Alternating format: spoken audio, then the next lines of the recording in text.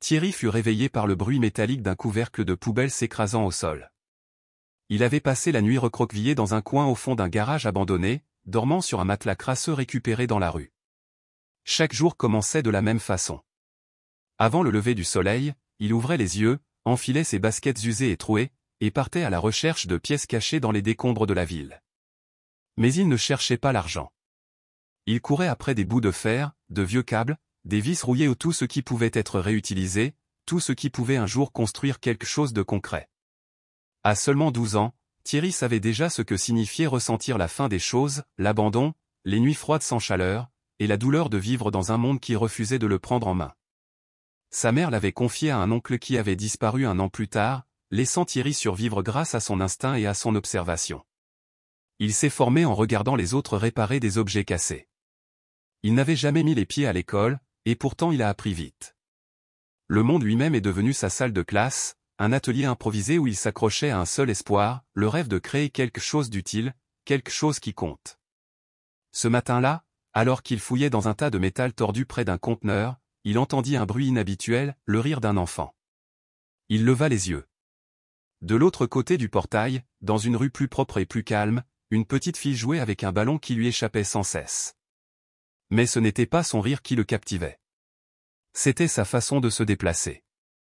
Elle ne devait pas avoir plus de 8 ans, et pourtant elle marchait avec des prothèses métalliques qui craquaient à chaque pas. Elle s'appuyait sur des béquilles plus hautes qu'elle, chacun de ses mouvements était tendu, mais son visage rayonnait de joie. Elle était seule, du moins le semblait-il. Un SUV noir garé au bout de la route laissait entendre que quelqu'un l'observait peut-être. Thierry restait caché derrière les arbres, silencieux et immobile. Quelque chose s'éveilla en lui, non pas de la pitié, mais de la fascination. Comment fonctionnaient ses jambes? Pourquoi craquait-elle ainsi? Pourquoi un si petit enfant devait-il porter un tel poids? Ailleurs, de l'autre côté de la ville, Michel Renaud sirotait son café matinal seul, assis sur la terrasse de son siège social. Vêtu d'un costume noir et portant une montre de créateur, il avait tout d'un homme de précision et de puissance. Il était l'un des ingénieurs aérospatiaux les plus éminents du pays, propriétaire d'une entreprise de conception de composants de satellites et de pièces d'avion sur mesure. Son agenda débordait de réunions, de vols et de contrats, mais son âme était vide. Depuis la mort de sa femme, Michel n'avait quasiment parlé à personne, pas même à sa fille. Il l'entourait de professionnels ou infirmières, thérapeutes, aides-soignants, mais ne se permettait jamais de la regarder dans les yeux. La voir lutter pour marcher lui rappelait douloureusement l'accident qui avait brisé leur vie et la culpabilité qu'il ne parvenait jamais à enfouir. Il avait renoncé à l'alcool mais n'avait toujours pas trouvé comment se pardonner. Tandis que Michel donnait des ordres depuis un élégant bureau vitré, bien au-dessus de la ville, Thierry s'accroupissait dans les ruelles, escaladait les toits bas et comptait les longueurs de tuyaux avec ses seules mains. L'un signait des contrats de plusieurs millions de dollars, l'autre soudait de la ferraille avec un canif et une flamme de bougie. L'un ne supportait pas de regarder sa fille, l'autre ne pouvait la quitter des yeux. L'après-midi même, Thierry retourna à son abri de fortune et sortit un vieux carnet taché, rempli de dessins et de croquis. Il ne savait pas encore ce qu'il construisait, mais il commença à esquisser. Il essaya de redessiner une jambe ou une jambe qui ne craquerait pas, qui ne causerait pas de douleur, une jambe capable de courir. Il travaillait toute la nuit, entouré d'ombre et de poussière. Il ne disposait ni d'outils modernes ni de matériaux de qualité, il disposait seulement de son intelligence, d'un désir profond et d'un besoin désespéré qu'aucune école ne pouvait lui transmettre. Thierry ne pensait ni à l'argent ni à la gloire. Il pensait seulement à cette fille au sourire qui défiait la douleur. Il l'ignorait encore, mais cette nuit-là, cette idée née dans la crasse et la décrépitude allait engager sa vie sur une nouvelle voie, le menant vers quelqu'un qu'il n'aurait jamais imaginé rencontrer. Un homme aussi brisé intérieurement que lui. À l'aube, le soleil filtrait à travers le toit rouillé du garage lorsque Thierry sortit, un vieux sac à dos en bandoulière. Il marchait d'un pas rapide, évitant les flaques d'eau, veillant à ne pas attirer l'attention des policiers. Il avait une destination en tête, la décharge derrière un garage automobile haut de gamme, où les pièces détachées avaient encore de la valeur entre de bonnes mains. Aujourd'hui, il ne cherchait pas sans but. Il avait une mission. Il devait créer une prothèse plus légère, qui ne craquerait pas, qui faciliterait la marche. Il cherchait en pensant à elle. « J'ai besoin de quelque chose de souple, de silencieux et de léger », murmura-t-il en fouillant les décombres. Il trouva une paire de petits ressorts, une tige en aluminium et quelques sangles de ceinture de sécurité encore utilisables. Il les jeta dans son sac et courut au garage. Pour Thierry, cet espace sombre et encombré de toiles d'araignée n'était pas un lieu délabré, mais un laboratoire.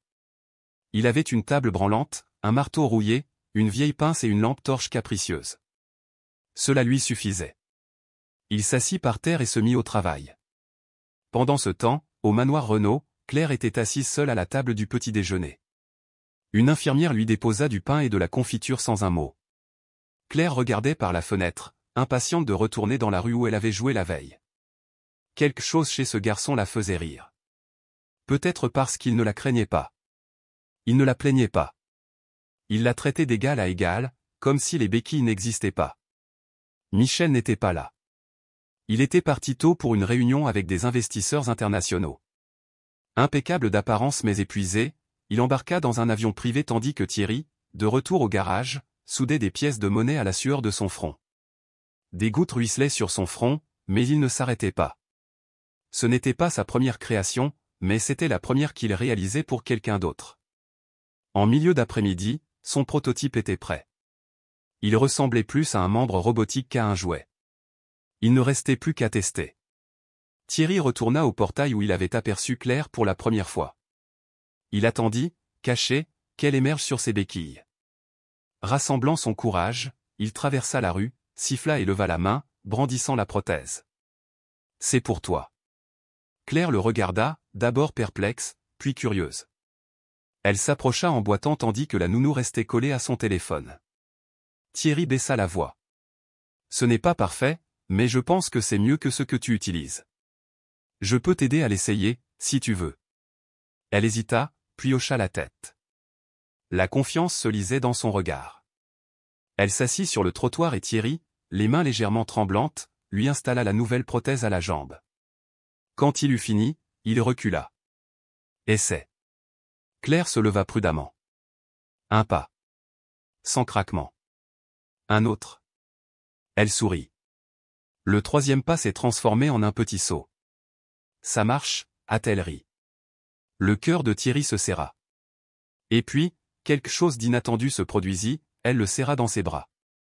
Ce fut bref, maladroit, mais cela faisait des années que personne ne l'avait touché ainsi. C'était suffisant pour le faire tenir. Depuis une fenêtre du deuxième étage, une caméra de surveillance enregistrait tout. Au loin, Michel reçut une alerte téléphonique. Il ouvrit la vidéo, le souffle coupé. Elle était là, sa fille, marchant, riant, serrant dans ses bras un garçon aux vêtements en lambeaux, d'un pas fluide et libre. Et sans hésiter, il commanda son jet privé. Il devait rentrer. Michel atterrit à l'aéroport de Toluca juste avant l'aube.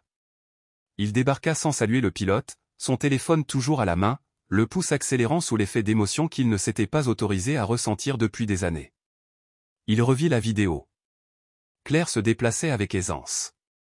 Son visage était radieux. Elle serrait dans ses bras un garçon des rues qui lui avait offert une prothèse plus efficace que tout ce qu'il avait jamais acheté. Il ne comprenait pas.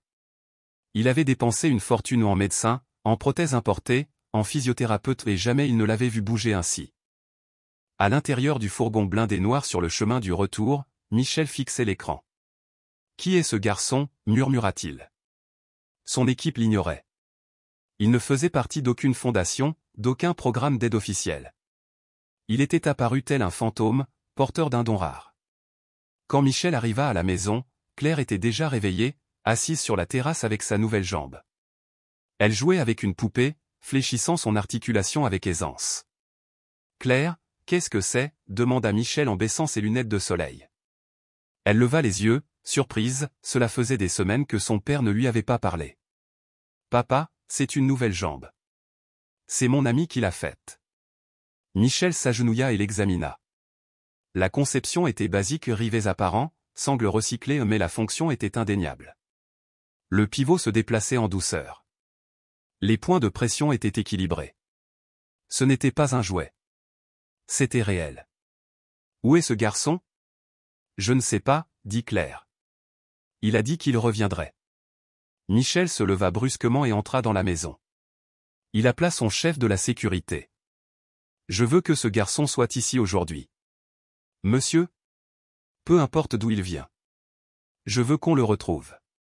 Payez le prix qu'il faudra. » Quelques heures plus tard, Thierry se retrouva assis devant une assiette fumante dans un salon d'un blanc immaculé qui ressemblait plus à un musée qu'à une maison. Il se sentait profondément dépaysé, toujours dans ses baskets usées, les mains tachées de terre et les vêtements froissés. Nerveux et incertain, il ignorait pourquoi on l'avait amené là, ni pourquoi une femme raffinée l'avait accueilli plutôt avec un sourire crispé et forcé. Quand Michel entra dans la pièce, l'atmosphère s'épaissit. Il observa le garçon d'un ton sec et sceptique. « Alors, c'est toi l'inventeur ?» Thierry se leva vivement. « Je voulais juste l'aider. Je n'ai fait de mal à personne. » Michel plissa les yeux, tournant autour de lui comme un prédateur inspectant sa proie. « On verra. Où as-tu appris à faire ça ?» Thierry baissa les yeux. « Je répare des trucs parfois. Des radios, des ventilateurs, des vélos. J'observe et j'essaie. » Michel sortit la prothèse d'un sac et la posa fermement sur la table. « C'est toi qui l'as faite ?» Thierry hocha la tête. Pendant un long moment, Michel resta silencieux. Puis il s'assit en face de Thierry. « Qu'est-ce que tu veux ?» Thierry secoua la tête. « Rien. » Le ton de Michel se durcit. « Tout le monde veut quelque chose. Pas moi. Je voulais juste qu'elle rejoue. » Pour la première fois depuis des années, Michel était sans voix. Il s'agissait d'un garçon sans éducation formelle, sans famille, sans ressources et pourtant, il avait réussi ce que les professionnels les mieux formés n'avaient pas réussi à faire. Il avait fabriqué une prothèse de jambe fonctionnelle. Après un silence, Michel prit enfin la parole. « Tu vas rester ici quelques jours. Je veux comprendre comment tu as fait. Et n'envisage même pas de t'enfuir. » Thierry déglutit difficilement. Il ne savait pas si cette offre était une menace ou une opportunité. Mais au fond de lui, il sentait que ce moment, cette rencontre étrange et tendue marquait le début de quelque chose qu'il ne pourrait pas défaire. Il resta dans la maison, mais elle lui semblait froide et sans vie. Les murs étaient trop blancs, les meubles trop chers, les repas trop silencieux. Même le cliquetis des couverts semblait plus fort que les bruits de la vie. La nuit, il dormait sur un lit si grand et si moelleux qu'il semblait sur le point de l'engloutir tout entier. Son vieux matelas dur, le bourdonnement familier de la circulation et même l'odeur de graisse de l'atelier abandonné lui manquaient. Michel gardait ses distances, observant le garçon en silence. Il ne lui faisait pas encore confiance. Mais quelque chose chez cet enfant perturbait sa logique. Comment quelqu'un sans instruction, sans encadrement, sans accès aux matériaux adéquats pouvait-il créer une prothèse à partir de débris? Le lendemain, Michel conduisit Thierry dans son atelier privé, à l'arrière de la propriété. L'espace était immense, rempli d'outils professionnels, de composants électroniques, d'imprimantes 3D et de maquettes détaillées. Thierry resta bouche bée. Il n'avait jamais rien vu de tel. « C'est ici que je travaille, » dit Michel. « Tu vas me montrer comment tu as fabriqué la jambe de Claire. » Timidement, Thierry s'approcha de l'établi. Il caressa un outil brillant comme s'il s'agissait d'un objet sacré. « Je peux m'en servir ?» demanda-t-il. « Vas-y », répondit Michel en croisant les bras, s'attendant à ce que le garçon échoue. Mais Thierry ne le fit pas. Il se déplaça avec une précision étonnante, dessinant rapidement un schéma sur papier, puis fouillant les étagères à la recherche de pièces. En 1 heure, il avait construit un mécanisme de base. Michel se pencha, les sourcils froncés. « Qui t'a appris ça ?» demanda-t-il. Thierry haussa les épaules. « Personne. J'observe. J'essaie. Parfois, ça explose. Mais j'apprends vite. » Michel hésitait entre rire et s'inquiéter. Ce qu'il voyait n'était pas de la chance, mais un talent brut. Inculte, informe, mais indéniablement réel. Plus tard dans l'après-midi, Michel décrocha le téléphone et appela un vieil ami. « Étienne, dit-il, j'ai besoin que tu vois quelque chose. Un garçon vient de fabriquer une prothèse fonctionnelle avec de la ferraille. » « Où l'as-tu trouvé ?» demanda Étienne. « Ce n'est pas important. J'ai besoin de ton avis. » Pendant que Michel attendait, Claire entra dans l'atelier en souriant timidement. « Qu'est-ce que tu fais ?»« Une version améliorée, » répondit Thierry en soudant soigneusement. « Celui-ci ne fera aucun bruit quand tu courras. »« Tu penses que je pourrais courir ?»« Bien sûr, » dit-il avec assurance. « Je vais installer un ressort secret à l'arrière. » Elle rigola et s'assit près de lui pour l'observer.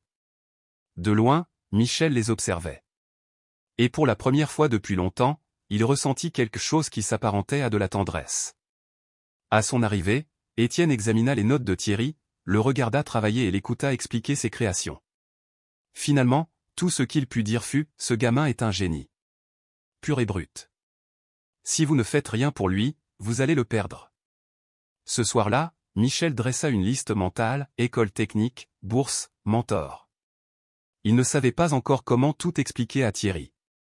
Mais intérieurement, quelque chose avait déjà changé. Tandis que Thierry dormait enfin paisiblement dans le grand lit d'appoint, Michel, éveillé, restait allongé dans son bureau, les yeux rivés au plafond. Le garçon avait redonné à sa fille la capacité de marcher. Et peut-être, pensa Michel, ce garçon était-il aussi la clé de sa rédemption. Ce qui avait commencé par de la curiosité prenait maintenant une tournure de responsabilité ou n'est non pas de la culpabilité, mais d'un espoir qu'il n'avait pas ressenti depuis des années. Michel n'était pas un homme facile à émouvoir. Sa vie avait été faite de choix froids et calculés. Pourtant, cette nuit-là, en regardant à travers la vitre l'obscurité silencieuse où dormait Thierry, quelque chose en lui se brisa. Ce qu'il ressentit n'était pas seulement de l'admiration pour le talent du garçon. C'était quelque chose de plus profond. Le reflet d'une enfance perdue. Des chances qu'il avait gâchées. Le lendemain matin, Michel descendit prendre un café et trouva Rosa, la cuisinière, en train de préparer des pâtisseries. « Vous n'avez pas pu dormir, monsieur Michel ?»« Pas vraiment, » répondit-il en se versant une tasse.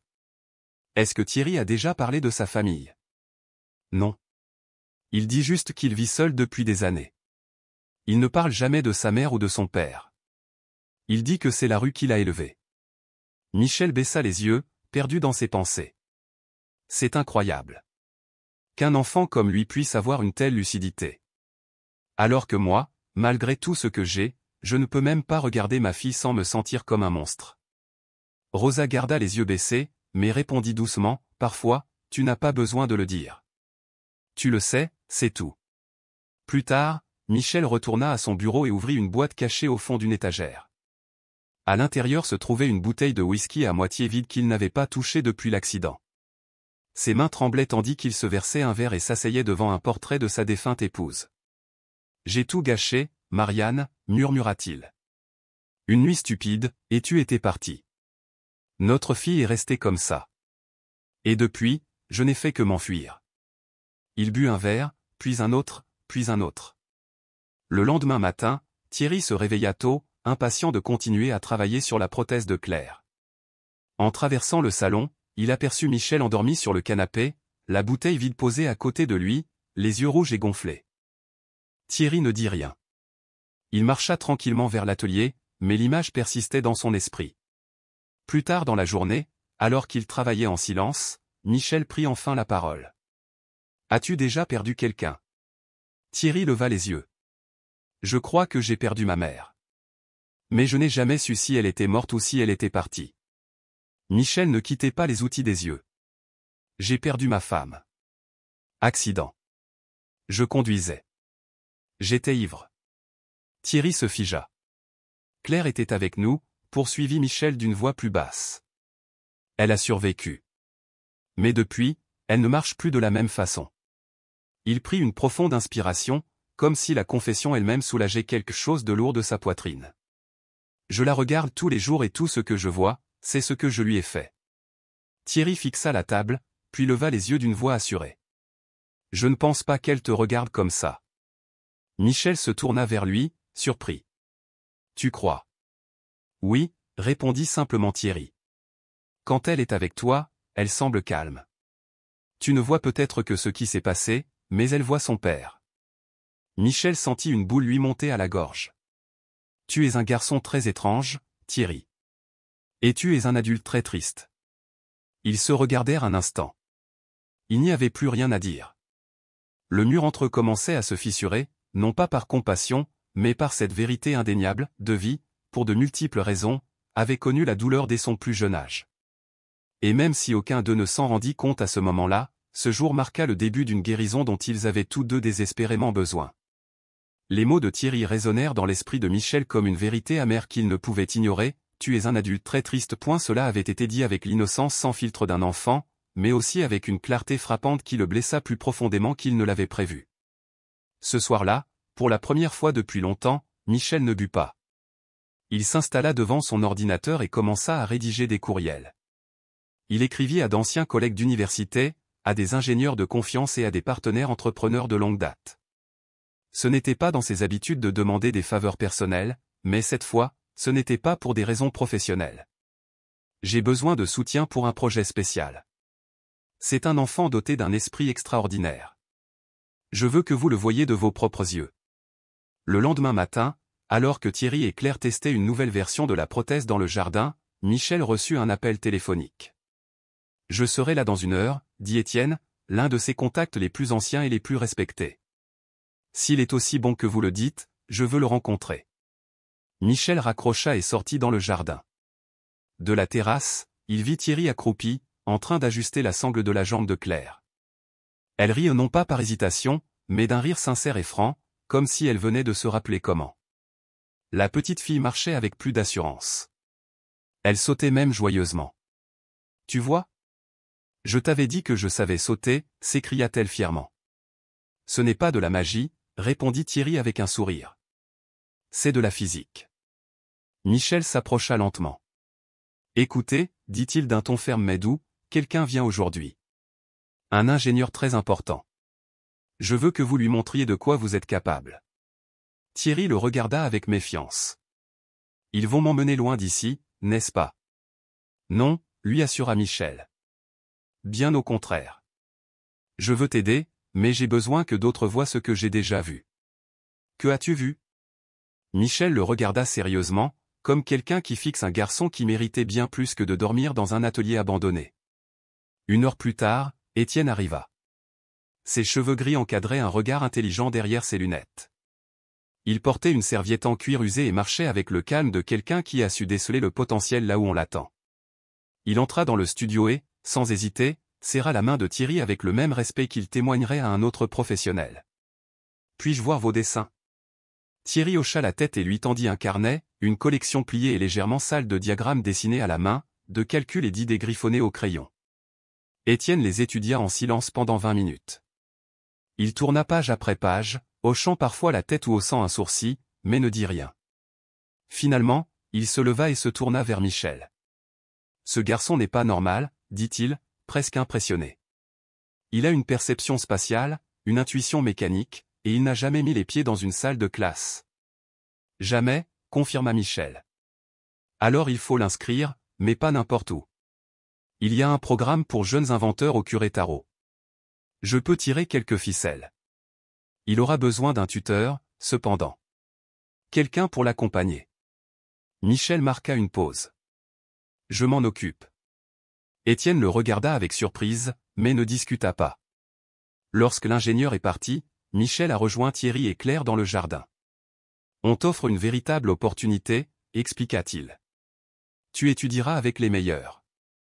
Mais je veux que tu restes un enfant, toi aussi. Ne transporte pas plus que nécessaire. » Thierry fronça les sourcils. « Et si je ne sais pas comment faire ? » Tu apprendras, dit doucement Michel. Tu n'es plus seul. Claire prit doucement la main de Thierry. Nous resterons amis. Oui, répondit-il en lui serrant les doigts. Toujours. À cet instant, sans une seule déclaration, ils devinrent tous les trois ce qu'aucun d'eux n'avait connu auparavant, une famille. Ni par le nom, ni par le sang, mais par quelque chose d'encore plus puissant, un choix. Cette nuit-là, Thierry n'arrivait pas à dormir. Malgré le lit moelleux et le silence de la pièce, ses pensées s'emballaient. Une vraie école. Des professeurs. Des machines. Des camarades de classe. C'était comme si quelque chose venait d'un autre univers, un monde qu'il n'avait aperçu que de l'extérieur, à travers des fenêtres. Il baissa les yeux sur son carnet, rempli de croquis de poulies, de prothèses et de fauteuils roulants. Irrégulier et brut, mais plein de sens. C'était son seul langage. Sa façon de comprendre le monde. Il y eut un léger coup. Tu es réveillé. La voix de Claire. Oui.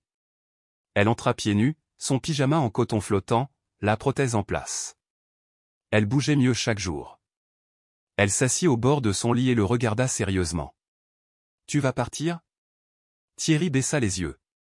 Je ne sais pas. On m'a proposé une école dans une autre ville. C'est une bonne chose, mais ça me fait peur. Pourquoi? Parce que je n'ai jamais rien eu. Et quand on n'a rien, on n'a pas peur de tout perdre. Mais si je commence à avoir des choses ou un logement, une ville et qu'on me les enlève. Claire s'assit silencieusement à côté de lui. Moi non plus, murmura-t-elle finalement. Je n'avais que des douleurs aux jambes et un père qui ne me parlait pas. Et puis tu es arrivé. Elle sourit doucement. Je ne te demande pas de rester. Je veux juste que tu saches, si tu pars, je t'attendrai. Thierry déglutit difficilement. Il hocha simplement la tête. Le lendemain, Michel l'emmena visiter un centre de formation technique local, pour commencer en douceur, sans trop l'éloigner de Claire. Thierry marchait, les mains nerveuses enfoncées dans ses poches. Et si je me trompais? Tu le sauras, dit Michel avec un sourire calme. C'est à ça que sert l'apprentissage. L'important, c'est de persévérer. Ils entrèrent dans un atelier grouillant d'élèves assemblant de petits robots. Un professeur s'approcha et tendit un tournevis à Thierry. Tu veux essayer? Thierry s'est agenouillé près d'une des machines. En moins de 5 minutes, il a corrigé un problème de capteur. Le professeur regarda fixement, stupéfait. Qui t'a appris ça? Personne, répondit Thierry. Vous venez de faire ce que mes étudiants mettent 2 semaines à comprendre. Michel, observant depuis une pièce vitrée, croisa les bras et sourit. Il avait fait le bon choix. Plus tard, dans la camionnette, Michel rompit le silence. Je ne veux pas que tu te sentes sous pression, mais je veux que tu saches quelque chose. Quoi? J'ai entamé les démarches pour t'adopter. Non pas pour faire de toi mon enfant sur le papier, mais pour t'offrir un endroit où tu pourras étudier, échouer, rire, sans avoir à survivre. Thierry regarda par la fenêtre. La ville défilait sans changement, mais lui avait changé.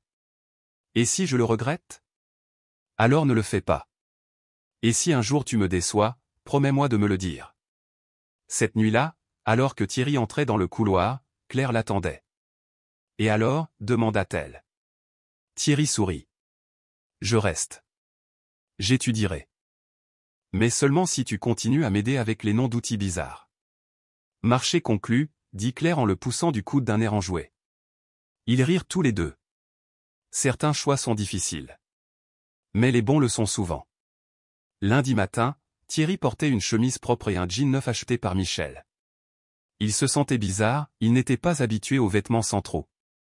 Il se regarda dans le miroir et se reconnut à peine. Pour la première fois, il ressemblait à un enfant ordinaire, et ça lui convenait. Claire attendait dans la cuisine, balançant ses pieds, sirotant du jus d'orange. Elle sourit fièrement en le voyant. Tu as l'air différent. Meilleur. Comme quelqu'un qui va accomplir de grandes choses. Michel apparut peu après, une mallette à la main, mais plus calme que d'habitude. Prêt pour votre premier jour? Thierry hocha la tête, même si son estomac se noua. Dans la camionnette, ils roulèrent en silence jusqu'à ce que Michel parle. Tu n'as pas besoin d'impressionner qui que ce soit. Tu l'as déjà fait en offrant sa prothèse à Claire. Maintenant, c'est à ton tour de la recevoir. Thierry ne savait pas comment réagir. Il n'était pas habitué à une telle gentillesse. À leur arrivée, ils ont été accueillis par Rémi, le directeur du programme, un homme chaleureux aux lunettes épaisses. Alors, c'est toi qui as des mains miraculeuses, sourit-il. Ne t'inquiète pas, ici, il n'est pas question de compétition. Il s'agit de progresser. L'atelier était rempli d'outils, de câbles, d'imprimantes 3D et de machines. Le cœur de Thierry battait la chamade, c'était comme entrer dans l'un de ses propres croquis. Rémi le présenta à la classe. Certains garçons semblaient intrigués. D'autres, sceptiques. On verra ce que tu sais faire, Thierry, dit l'un d'eux, presque comme un défi. Thierry ne dit rien. Il se dirigea vers une table, ramassa des pièces au hasard et, en 15 minutes, il avait construit un doigt articulé fonctionnel. Des murmures emplirent la salle. Un instructeur s'approcha.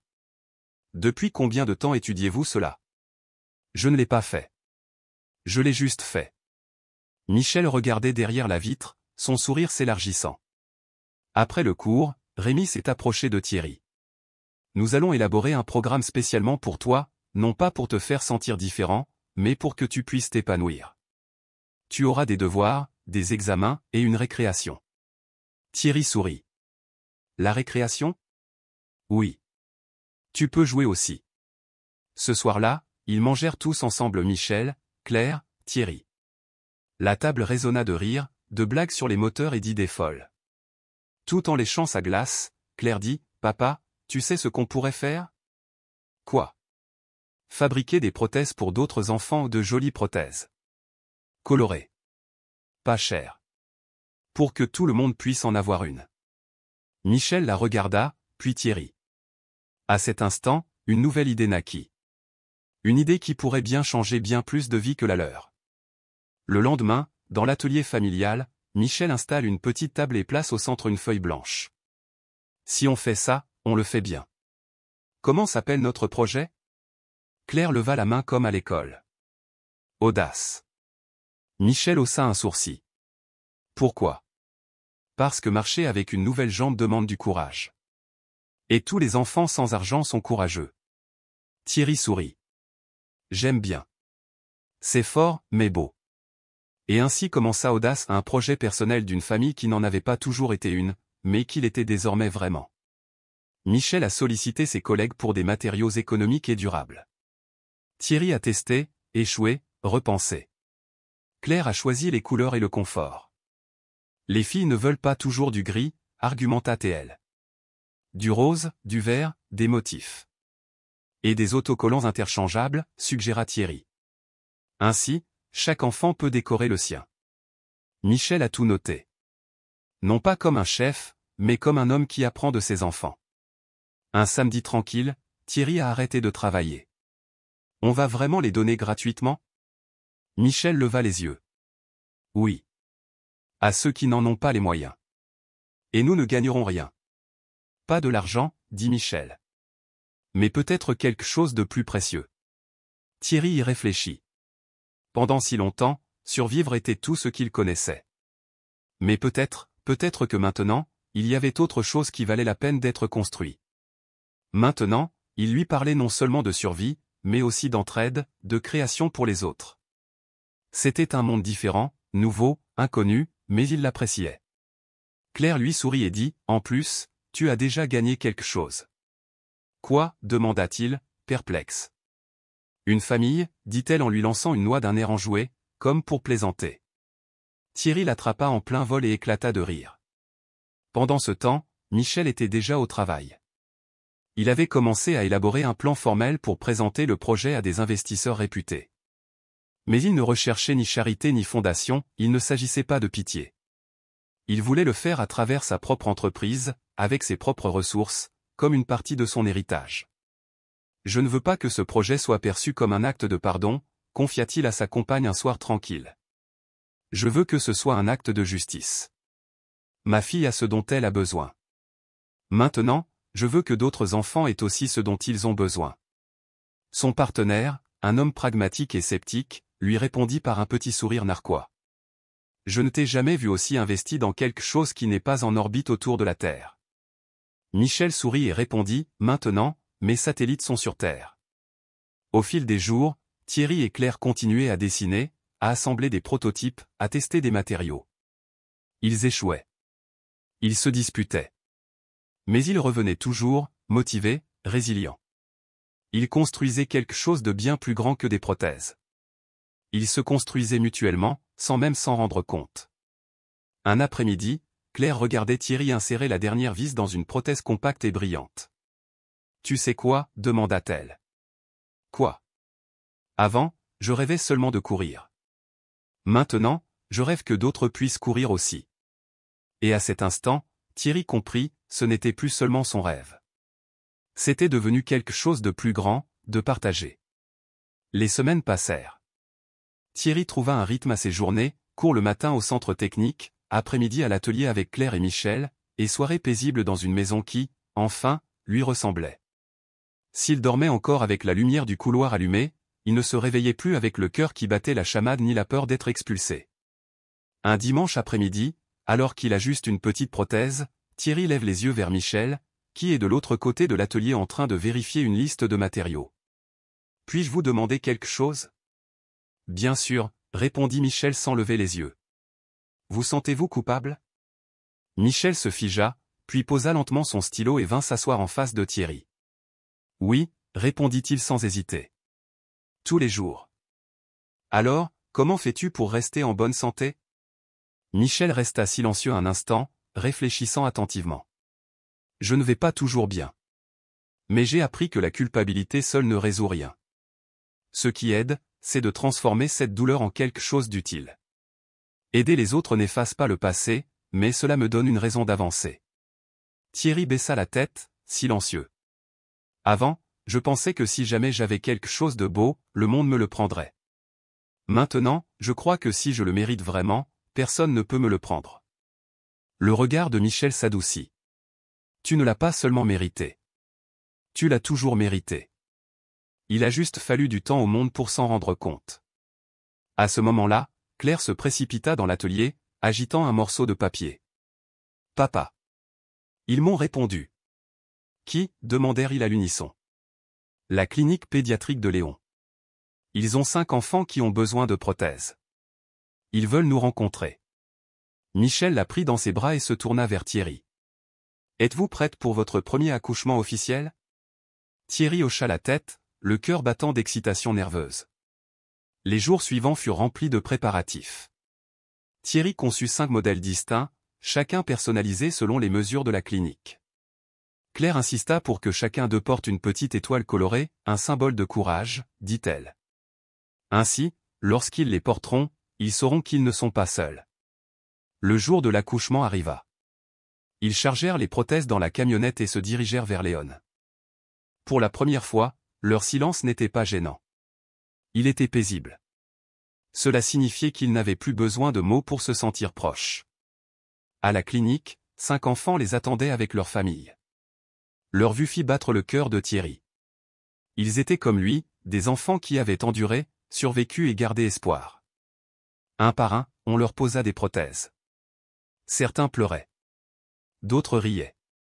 L'un d'eux serrait simplement Thierry fort contre lui, le remerciant sans un mot, non seulement pour ses jambes, mais aussi pour sa dignité. Sur le chemin du retour, Michel dit doucement, « Aujourd'hui, je n'ai pas pensé à Marianne. » Vraiment, demanda Thierry depuis la banquette arrière. Michel hocha la tête. Aujourd'hui, je n'ai pensé qu'à vous deux, et à ce que nous construisons. Claire, à moitié endormie sur le siège passager, sourit. Et tout cela reste à construire. Thierry regarda par la fenêtre, carnet sur les genoux, et sut qu'elle avait raison. Le plus important restait à venir.